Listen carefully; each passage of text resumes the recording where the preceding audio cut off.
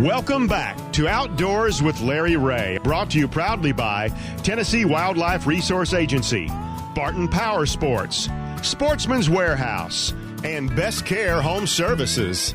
Hey, welcome back to Outdoors with Larry Ray, and I know that... is it really the first day of September? It is. St. Man here. Yes, I got to get out of here. I got to get to the dove field. Yeah, well, they're going to start flying about 2 o'clock anyway. Well, 2 or 3 that's why o'clock. we're nearly not going to start shooting till 1. Of course, West Tennessee and Tennessee does it at noon. I'm not sure what Arkansas does on dove season. You know when? I don't even have that on the top of my head. This guy, Keith Stevens, you know when dove season opens in Arkansas?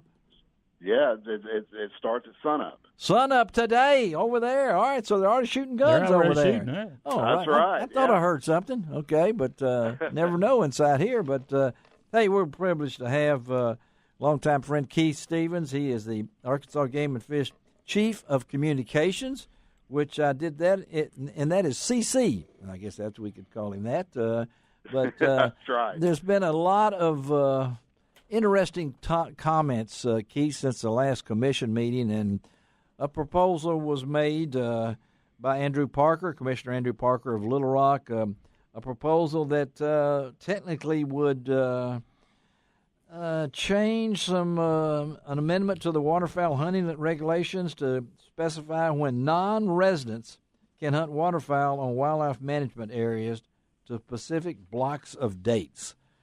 And you guys went from that and have posted, this is the comment period, people out there, where you can go to the Arkansas Game and Fish Commission website, and that's agfc.com, and click on the link, and you can give them your opinion on what this means to you. And also at the same time, this is a 30-day comment period, I think. So, Keith, tell us about, was this something that you guys expected prior to the commission meeting? And what's been the reaction since it first was pronounced? Well, our commissioners brought it up at the Thursday meeting as a proposal, and we've put it out there for 30 days of comment.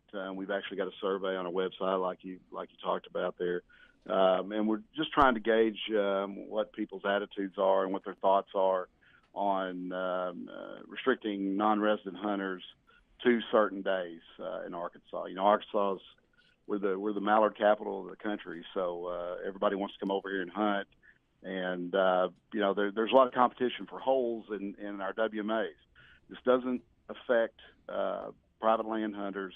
These are just public land hunters on our WMAs. All right, so tell us. I know I'm looking at the survey right now.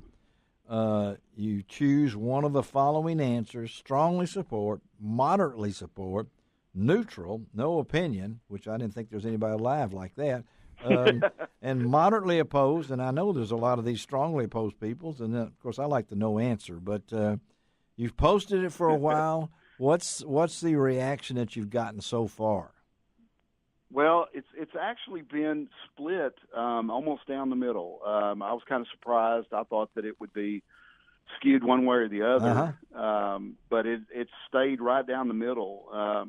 There's a lot of people that are going on to our website and starting to do the survey, but they don't finish it. We really want them to finish it. We've got a lot of people doing that. So, really? If you get a chance, go ahead and finish it. It's not a very hard survey. No. Why would anybody question. start? Why would anybody start and not finish it? It's like something else. And I know it was broken down. So, did your biologist in the field? I mean, when you look at this thing, it's here's what they've got, folks. This is the proposal.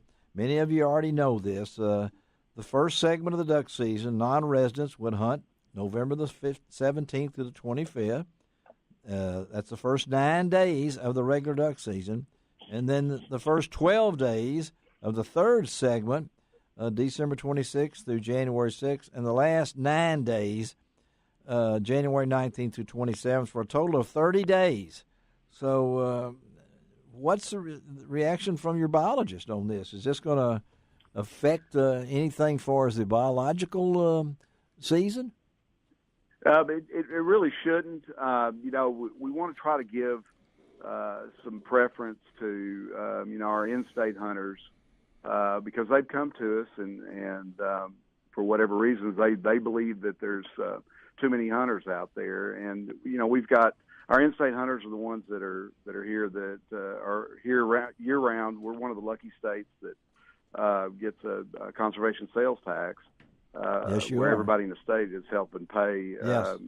for habitat and resource management here. So, they're here 12 months out of the year as opposed to non-residents who may come in for 30 days, 60 days, I guess, in the past would have been possible. But I think one thing that needs to be clear is that this is only a WMA proposal. Right. It's not on private land. So if you have a lease over here, this will not affect you.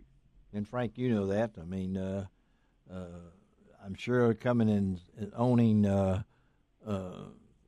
dealerships in 3 Arkansas cities, that this will be a topic of conversation, I'm assuming, once it gets closer to the season. But right now, people really need to complete this survey.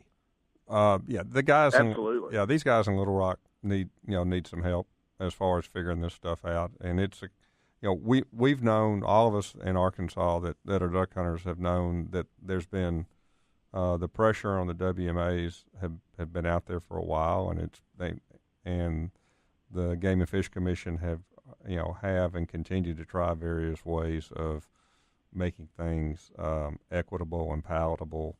There are lots of WNAs that restrict the number of shells that you can have on you when you go out there and hunt. Well, I know they've tried several different avenues to try to correct this. And, of course, me growing up in central Arkansas and cutting my waterfowl teeth, whatever that meant back in those days, was by Amita. That's right. where I first ever duck hunt because I didn't have the privilege of having any private land at that time. So to understand something, what we're trying to appeal to people here on this show and through Keith Stevens, who has a hard enough job to keep up, much less having to deal with something like this, being on the radio talking about something. But you need to complete this survey.